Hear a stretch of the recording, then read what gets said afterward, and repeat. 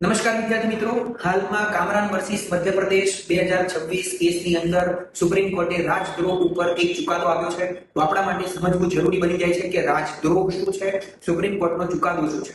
તો મિત્રો 1870માં ભારતની અંદર રાષ્ટ્રીય ચળવળને દબાવવા માટે અંગ્રેજો દ્વારા રાજદ્રોહનો કાનૂન બનાવવામાં આવ્યો હતો, જે આઝાદી પછી પણ આ કાનૂનને કન્ટિન્યુ રાખવામાં આવ્યો હતો.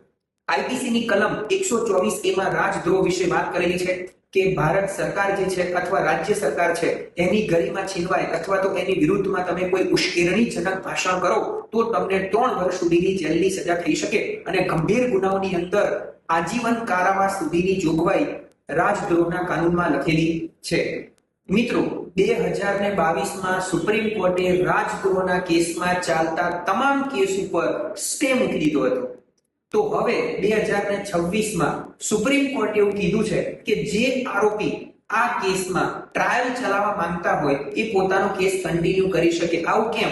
તો કેટલાક આરોપીઓ જેલમાં હતા, કેટલાક આરોપીઓને ખબર હતી કે હું નિર્દોષ છું, મારી જોડે પુરાવા છે, તો એ છૂટી શકે એમ હતા. તો સુપ્રીમ કોર્ટે એ લોકોને એક સુવિધા આપી છે.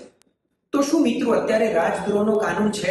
તો હું તમને કહું કે 2023ની અંદર આઈપીસી ઇન્ડિયન પિનલ કોડની જગ્યાએ ભારતીય ન્યાય સંહિતા લાગુ થઈ ગયું છે. તો હવે રાજદ્રોહ શબ્દને બીએનએસ માંથી હટાવી દેવામાં આવ્યો છે. હાલ રાજદ્રોહ નથી. તો હવે શું છે? તો બીએનએસ ના કલમ 152માં જોગવાઈ કરેલી છે કે ભારતનું એકતા, અખંડિતતા કે સાર્વભૌમત્વ ઉપર પ્રશ્ન ઉભો થાય એવા કોઈ કાર્ય કે કૃત્ય તમે કરો તો તમને જેલની સજા થઈ શકે. Thank you.